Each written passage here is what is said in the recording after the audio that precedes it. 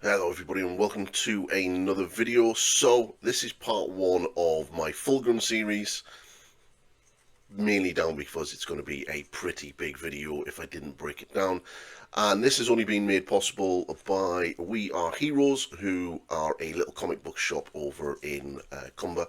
So thank you very much to Mario for sponsoring this set of videos. Big shout out. I'm going to have a link and everything to his little shop, so if you are in the Cumber area and looking for some good Warhammer, go and check him out. So yep, Fulgrim, this video is only going to cover part, is the lower part of his body. There's a lot of detail in it. I kind of aim to do this as a centerpiece for the army, so I've treated it as such, and really sort of try to get the highlights and the blends as smooth as I can. So there is a lot of information in this. So if that's your thing, enjoy. If you are enjoying it, like, subscribe and share and all that good stuff. It definitely helps the channel a lot. So let's jump into it. Yeah, so as you can see, we are actually priming, starting from a black primer, and I have, as you can see, airbrushed the gold areas brown.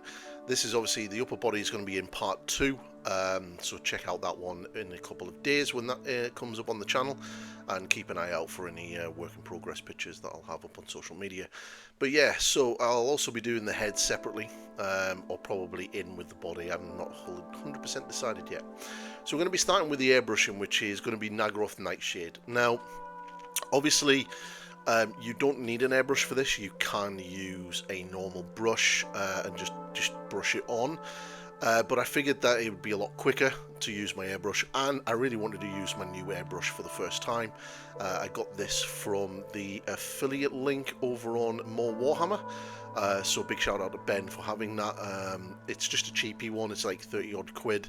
It's kind of good for what I needed to do, so you know, I'll slowly get better with the airbrush and invest in a better one over the course of time, but it's pretty good. So yeah, getting all of that in and working.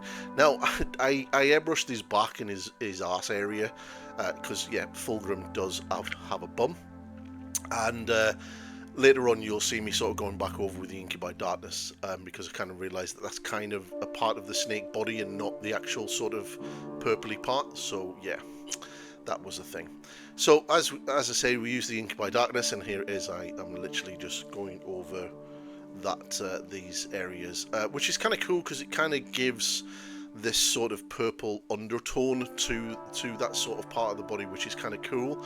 And at this point I was kind of sort of experimenting with what was going on, just playing around with it, because I had a rough idea of what I wanted to do, but you know, at this stage it was kind of like the day that I got it, I built it. I wasn't really planning to paint, but I was like, screw it, let's paint anyway. So put some music on, just started working away.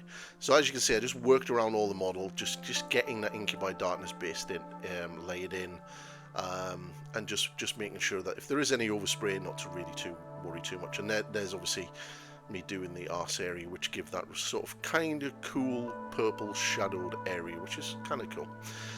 But yeah, so this model is big. Fulgrim is an interesting kit.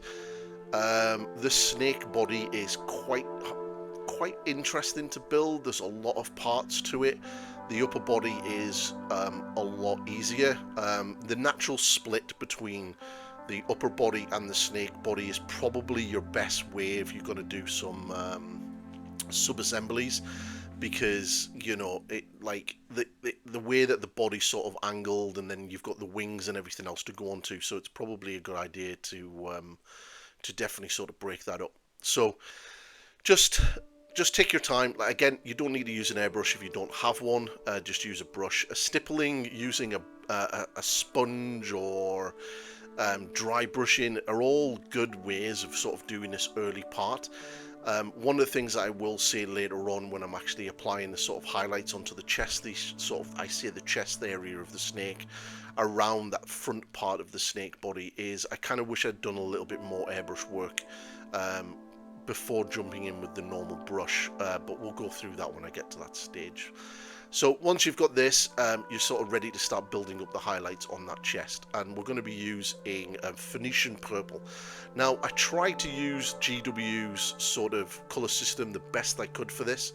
I figured that Naggaroth Nightshade is quite dark, and then let's go for the next brightness up. If you don't have Phoenician purple, I think it's Xerxes or something like that. It's pretty much the same colour. But yeah, so I just got that, and you know, started like trying to keep this on the uppermost parts of the muscled areas, and sort of when it comes down to the curvature of the lower part of the snake. I'm going to call this part the upper body, okay, even though it's not technically the upper body, but sort of the curvature coming off the upper body into the actual snake itself. I try to keep this inside the Naggaroth Nightshade as best as I could, and as you can see, there's not much paint in my airbrush. It's a couple of drops of thinner. I'm running this at about 20-25 psi. And it's kind of going through nicely. Again, I'm still kind of sort of getting my feet with the airbrush and learning how to do it properly. Something that I'm definitely going to be doing a lot more of.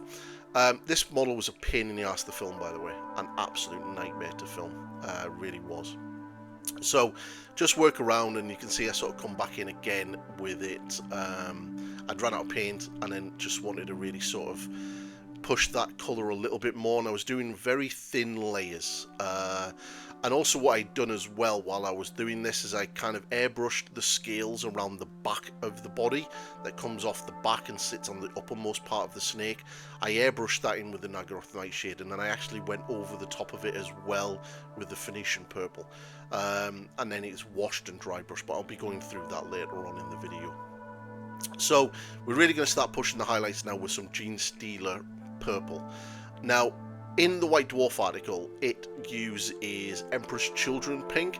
Now, at the time when I was looking at that, I was like, wow, that is going to be a crazy bright jump from the Phoenician purple to the Emperor's Children, and I was a little bit uncomfortable doing it.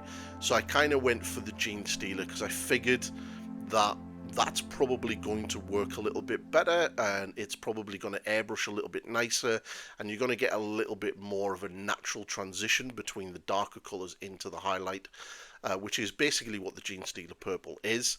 Now, personally, looking back at the footage and looking back at how I've done this, I kind of wish that at this stage I would have probably started adding in some Rakhar flesh, and started building up the highlights a little bit more rather than going in with a normal brush, which is what you're going to see me doing very, very soon. Because, yeah, I figured that I could have probably pushed these highlights a lot more with the airbrush. And that's kind of maybe something that you might want to do yourself when you come to doing yours, if you are following this guide, is maybe sort of do a little bit more with your airbrush if you are using one. If you're not and you are dry brushing, I would definitely sort of continue doing what you're doing with the method of getting these colours on, but kind of add an extra couple of layers of highlights in there just to get that in and make it a little bit easier for yourself. Because for the next part, I spent a long time doing this, and this is basically the colours I use. I got Rakhar flesh and Genestealer purple, and as you can see, I'm in with a brush. Now this is ultra thin, and my idea was kind of sort of glaze it on, put it on, and then feather it out and build up those highlights over time. Yes, I'm using a size 1 brush. I was pretty much playing around at this stage with what to do, and kind of just work out. This is the point where I kind of wish now that I kind of just made that 50-50 mix, whacked it into the airbrush, and just airbrushed this over the top. It would have probably been a lot quicker, a lot smoother, and a lot nicer. But hindsight is a beautiful thing, and that's one of the great things about miniature painting, is we can look back at what we've done and then think about new and better ways of doing it. But still, it still turned out well. You know, it took me a while. There was a lot of glazing, a lot of to-in and throw-in. So one of the things I will say is, as you're pushing these highlights with the Rakhar flesh and your mix, If at any point you find that your highlights are going a little bit too bright and the transition isn't great, have a previous layer as a glaze, either the Gene Stealer or the Phoenician or even the Nagoth Nightshade, and just glaze that down, pulling that pigment into the sort of deeper areas of the model and create that transition. Because basically from now until I finished this part, this was a backwards and forwards sort of process of applying the highlight, feathering it out, adding a little bit more of the brighter color, putting it on, feathering it out, glazing it back with the previous layers, really sort of try to get that transition working so it looked kind of natural and good, until I was pretty much almost at a pure Rakar flesh, and then ended up doing sort of the sort of highlights around it, the edge highlights and stuff, and I started painting on a lot of like lines and things like that to kind of create some form of texture on the snake body, because there is texture sculpted on the model. It's not entirely smooth, and I just wanted to enhance that. But this is kind of a key part of the model, you know, this is going to be a focal point up other than his face, so you kind of want it reasonably decent. His face will be the focal point of the model, but once you look at the face, you're going to instantly look down at that big gemstone and obviously that sort of really sort of mutilated area of his body, which is pretty fun to paint, and we're going to be covering that later on in the video. So here you can see I'm still messing around, putting the layers on, getting it layered as much as I can, going backwards and forwards, and yeah, it was a fun, interesting process to say the least. But you know, you can get the Incubi Darkness, glaze that into the shadows as well if you want, or into the transitions, and kind of make it look a little bit cool and funky. But yeah, hindsight's a beautiful thing. If you've got an airbrush and you are using an airbrush, definitely push those highlights with your airbrush if you have to.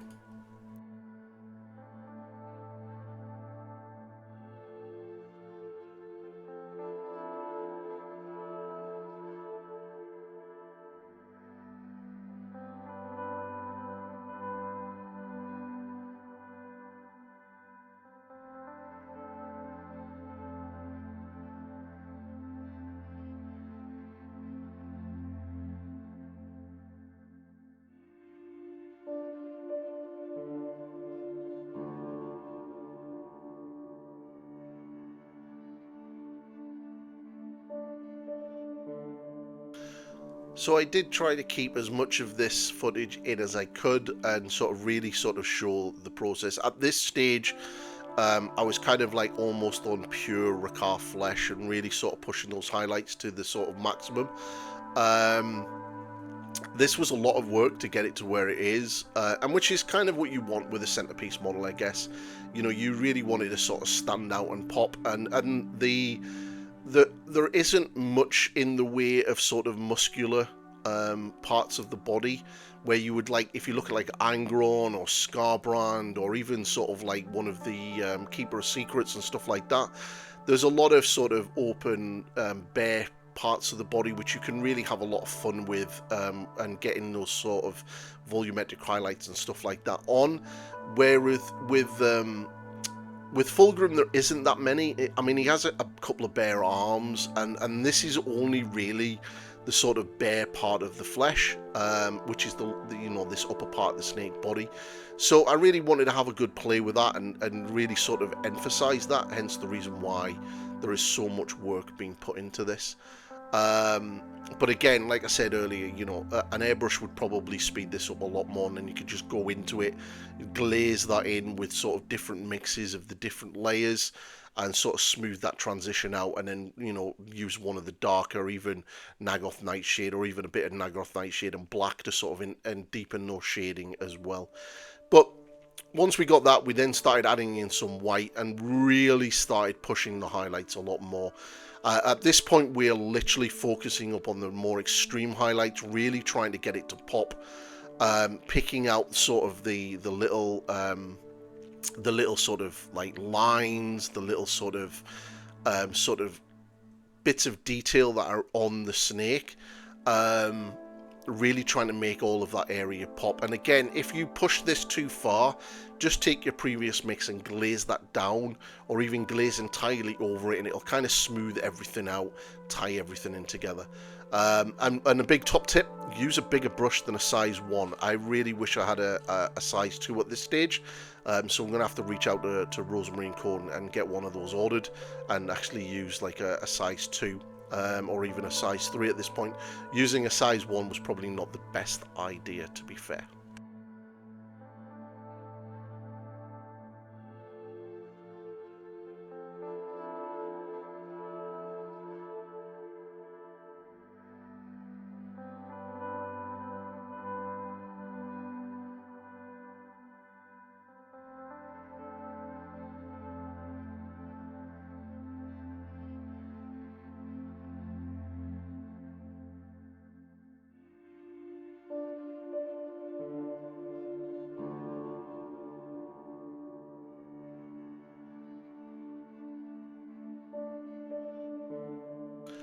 So as you can see, I'm really going in with those lines, picking out that texture on the sort of upper part of the snaky body on that curve. And I'm even pulling the highlights from the center along into the incubi darkness. Now when we do the incubi darkness later, with those highlights, I will sort of have that overlapping. And yeah, that was my signal to myself that it's all looking good, and we're adding pure white at this point. So yeah, the pure white is basically to just sort of pick out those highlights to really sort of emphasize it. Once you're at this stage, you're pretty much done with this sort of bit of the skin. We're now really going to be focusing in on the sort of detail on the chest or upper part of the snake body. So all the stuff in and around that mutilated area on Fulgrim. But before we do that, we're going to be sort of highlighting up the snake body a little bit, and we're just going to make a 50-50 mix of Incubi Darkness and Stegodon Green. Now, we're just using a large brush. This is my sort of large base brush thing that I have from the Army Painter. It's alright. It's an okay brush. It's kind of like what I use for large base coating. It doesn't really have a good point on it, so I don't really use it for any detail work. So it's good for sort of just slapping paint on. As you can see, I'm just really not being overly careful about where I put it, as long as it's not going onto the purple, and just picking out the raised areas of the snake body. Later on, we're going to come back and put in a lot more highlights and sort of detail that down with a lot of lines and dashes and stuff like that to sort of create that texture work in there. And then we get Rakar Flesh, and this is where we're really now going to be focusing in on that sort of symboled area. So all of the folded out skin, we want to do a pure Rakar Flesh layer over those layers, or over those parts that are being peeled away. And this may take 1 or 2 layers. I think it took me like 2, nearly 3 layers for each one to get a nice opaque finish. So just take your time, work around, and pick those out. I think there is like, they're pretty easy to spot. You know, you can't really miss them. I think there's like 5 or 6 of them in total. There are little sort of gold clasps, which you will sort of see as this video progresses, that the gold elements are painted. They're not covered in this video. This is the gold is going to be entirely in part 2. So you know, that's coming with the main body, with the Fulgrim's upper body, because that is mostly gold armor. So I figured I'll just do it all in that one video rather than have it in this one. So you will see that sort of like popping up like later on. But then once you've got that done, now what this is, and I didn't film the paint pots, which I normally do. This is basically a mix of Rakar Flesh and Screamer Pink. I think it's basically a 60-40 mix of Screamer Pink, Rakar Flesh. It's definitely more on the Screamer Pink side. And I thin it right down so it's like a bite of wash consistency, and then I just wash over the entire area. And the reason why I did this is, one, it kind of tints the Rakar Flesh areas to be a little bit more pinky. And this sits in the recesses and kind of gives you that sort of soft shading. And then what we're going to be doing is we're going to be coming in and shading them a little bit more, and then highlighting them up as well. So, you know, just take your time, allow that in. Now, you could, if you wanted to speed this up, You could literally just make a mix of those two paints and base color that straight away. But the problem with that is you're not really going to have that sort of pinky, sort of off pinky color in the recesses. Whereas, you know, doing the wash over the Rakar flesh is what you would have. So, you know, bear that in mind. And then I've got some Sigvald Burgundy contrast paint thinned right down with some thinner and a little bit of water, and all I'm doing is basically glazing this into the bottom half of each fold. So basically I want the bottom half that is closest to the fleshy open flesh area, because I figured that's where all of the red soreness would be, and it kind of looks cool. So just pull the brush to that area and making sure that most of the pigment is going to be on the bottom part of those folds.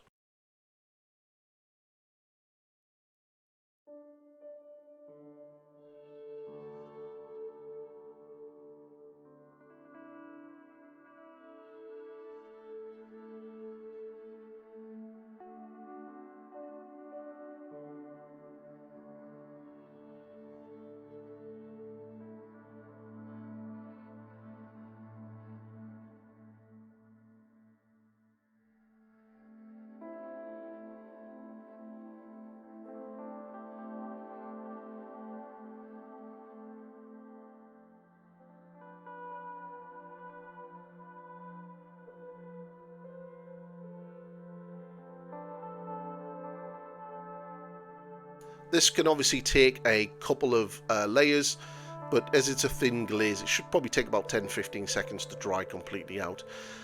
Once you're happy with how that is looking, then we get Rakar flesh and we go back over and start like edge highlighting the lots of little lines. Now, there are really subtle little lines and creases on the skin, and you're kind of just picking those out with this colour. And sort of bringing the highlight up. Now you could, if you really wanted to, and you didn't want this sort of real pale dead flesh, you could use something like Cadian Flesh Tone or Kislev Flesh, and then sort of use maybe something like, is it Ungor Flesh, the really, or Pallid Witch Flesh or something like that, to sort of go back in, or Flayed Flesh, one of the real brighter flesh colours to go back in with a highlight. Simply you could add a little bit of ivory or a little bit of white to whichever flesh tone you're using, just to sort of make that a little bit more illuminescent, and then come in with the highlights. But yeah, just take your time, work around with all the highlights, and if you make any mistakes at any point, just use your previous layers or your little shade colours, and then sort of, you know, cover that over.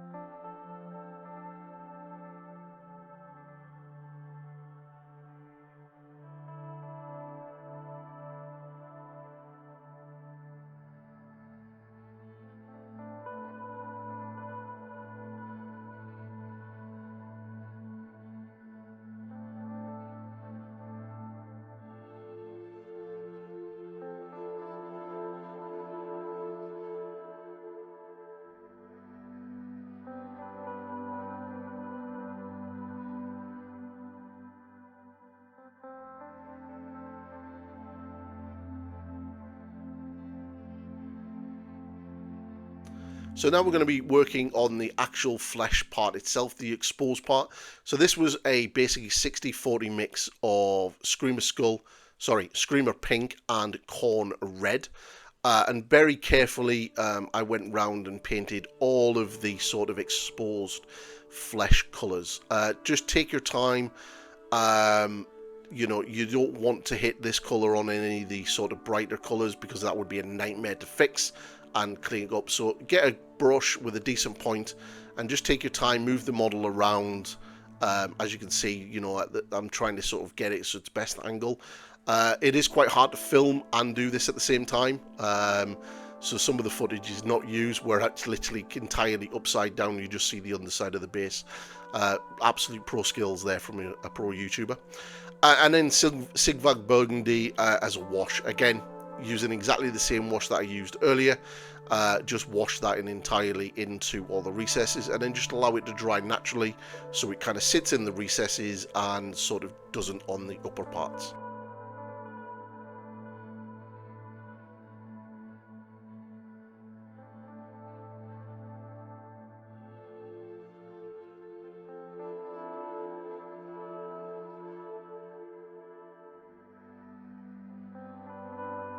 Then once that's dry, get in some Screamer Pink and then start doing the eye highlights, picking out the raised points of that exposed muscle.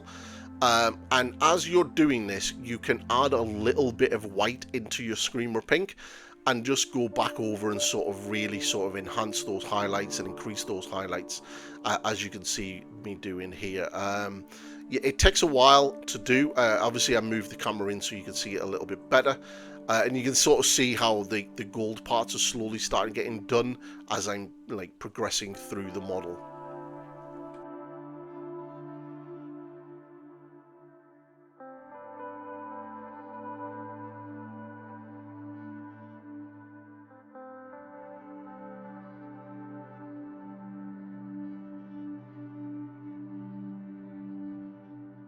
So at this point I was like really sort of dipping in with the white, like I said earlier, and really sort of like picking out those raised points or little bits of detail. And there is actually quite a little bit of detail on this part. You can really sort of go to town if you really want to make this look a bit messed up. You can use a little bit like a gloss varnish or something over the top of this to make it look like wet and shiny if you really wanted, but I kind of sort of kept it sort of the satin finish with what the paint is. And then just work around, and once you're happy with that, it's all done. Now for the gemstone. Now the gemstone I think is quite important, because it is quite a focal point of the front of this miniature. As you can see, I've done all of the gold of the symbol. I've painted the inside of the gem black, and then I've got some very, very thin Sotek green, and I'm sort of really sort of bringing that layer in, pulling my brush to the bottom part of the gem, so that's where the pigment is going to be setting. And this took quite a lot of layers. I think this was to get it completely opaque and where I wanted it to this point. I think I did something like 7 or 8 thin layers and allowing it to dry each time between each one. So it took a while to get this done. I think this gem in stone in its entirety took like nearly an hour to paint, just on from start to finish. But yeah, as you do that, you sort of just let it build it up, leaving sort of the sort of darker layers in that upper corner, and then once you're happy with how that does look, you can get some incubi darkness and make a glaze, and then sort of glaze in where your darker point is going to be on the gemstone. Now when we start doing the highlights very shortly, one of the things that I will say is there's a lot of backwards and forwards, just like the skin, in getting that transition. And I tried to make the transition on this gemstone as tight as I could, because I figured it would look the best like that. So you'll see me every now and again, I come back in with the sort of incubi darkness to smooth it out. I'll glaze over with the Sotek green. I'll also glaze in with my highlight color again, and again it was like a lot of backwards and forwards to sort of try to get that smooth. And just take your time. If you've got a hair dryer at hand, that kind of can speed this up a little bit, because you can blast it with a hairdryer to dry it quickly. And here you can see, like, I've put the incubi darkness on. Now I'm going back in with the Sotek green to sort of get that sort of brighter part back into it again, because I'd gone over the top. Now what I'm doing here is I get Cyberite green and I slowly start mixing it into the Sotek green. Now I don't have a ratio of color between parts at this stage. I'm kind of just adding a little bit of Cyberite green into it, making it a little bit brighter, using my own judgment of, as I look at it on the palette, I understand that is going to dry darker once it's on the model. And then I just literally just glaze it in, and it's the same way as always, making sure that the brush is always moving to the bottom part where I want it to be the brightest, and pulling that pigment in. And this is where the backwards and forwards really kicks in. the more I highlight up, every now and again I'll go back in with the Sortek green to sort of smooth that transition out, and then I'll go in again with the Incubi darkness to sort of reinforce that shadowed area, that darker point of the gemstone again, and even at some point even with a little bit of black as well to really sort of smooth that dark area out. And just keep working backwards and forwards until you're happy. Now, there are easier ways of doing gemstones, but I kind of like the way I do my gemstones. I think I'm actually quite good at them, and I have a lot of fun because this is the kind of painting that I enjoy doing. So, you know, I will take great joy in painting this. Now, at some point, you're going to be almost up to pure Cyberite green, and once you get the pure Cyberite green, you're going to be able to add in a little bit of white and stuff into your highlight to start getting the more extreme highlights in. But you just want to sort of take your time, use your judgment. If it's starting to look really cool and you can see that transition pop, then just keep going with it. Trust the process. I know you hear a lot of painters and YouTubers and stuff talking about trusting the process, but in this case, seriously, just trust the process, have a lot of fun while you're doing it, and I really did. Like, this gemstone was a lot of fun to do. In fact, out of all of the lower part of the body, this was the one part that I really, really enjoyed the most.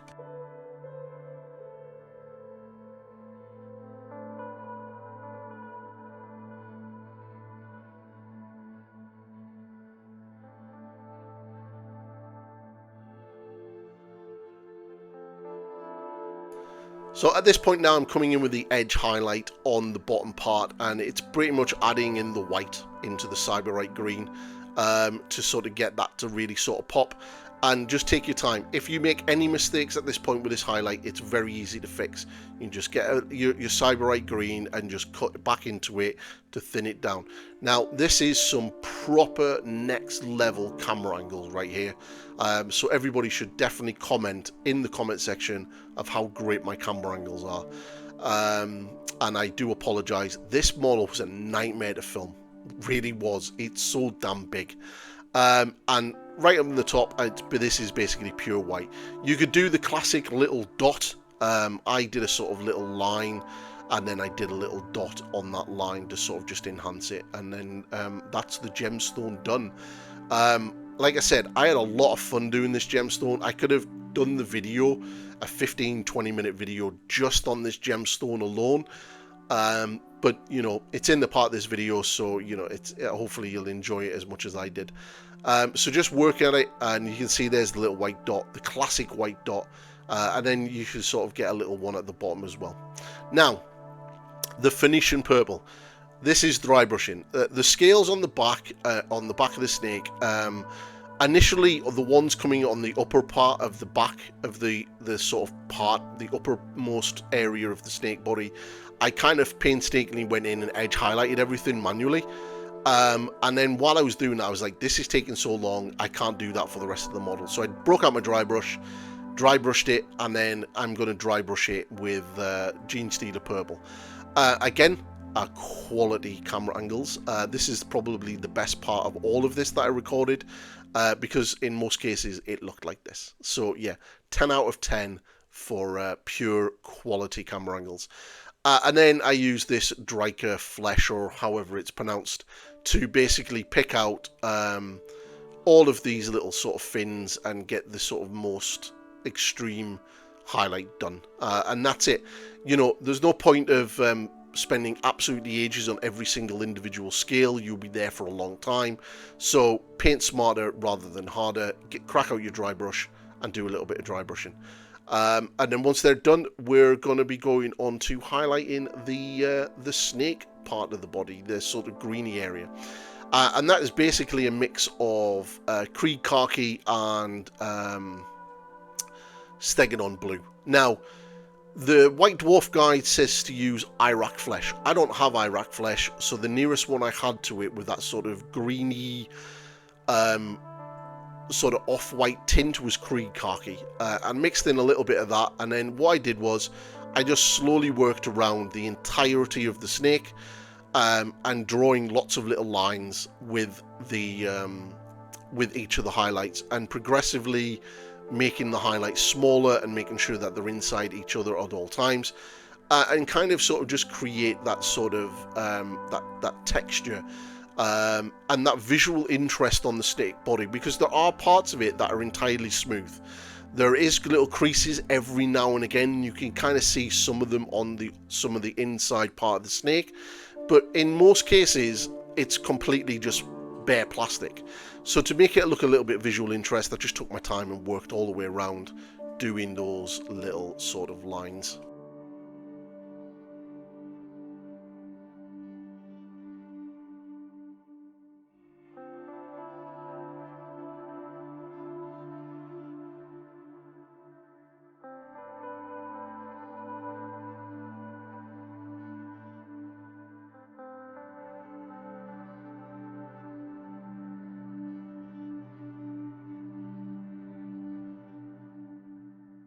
So now we're going to be doing the fins. Now, this is another part that I'm not massively happy with.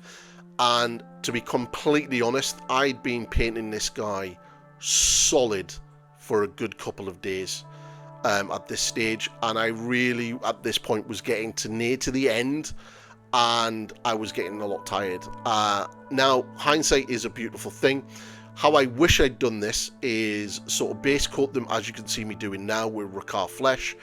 And then what I wish I'd done is kind of how I'd done the sort of folds of skin around the mutilated part. Get that wash and sort of do a soft shade and then a sort of like a deeper shade. Instead, what I did was I thinned down some Sigvald contrast paint, which I could probably have thinned down way more than this. And I slapped it on. Now, after I'd done it, I looked at it and went, what have I done? I shouldn't have done this. And I wasn't happy at all. Now, it turned out okay, and I'm happy enough with how it overly finished, but I think it could have been a way lot better. Now, what I did was then is picked out all of the little spines in purple, highlighted them up using the 3 colours that I'd been using everywhere else on the purple, and then I get Racar Flesh, thinned it down and slowly started picking out the raised points of each of the fin. Now, I don't think this looks entirely neat and tidy, and like I said, this is the one part of the model that I'm not happy with at all, and if I could, I'm tempted to go back and repaint all of that. I probably won't, because at the end of the day, this is a gaming piece and it still fits with the sort of centerpiece that it does, but it's not sort of a main part of the model. Now, using Pallid Witch Flesh, I kind of initially made a 50-50 mix of Pallid Witch Flesh and Racar Flesh, and went round and highlighted everything again, and then used pure Pallid Witch Flesh for more of the extreme highlights. It does look okay from the 3-foot rule, but again, I think this could have looked a lot better. So, you know, I'll probably, if anyone wants to know, I'll put it in the comments. Now, the Corvus Black for the pincer, I just wanted this to be quick and easy. I kind of remember seeing an old Slaanesh model where it had like black pincers, and I was like, ooh, that looks kind of cool, I'll do that. So all I did was pick Corvus Black and pick out all of the raised areas on the little pincer part.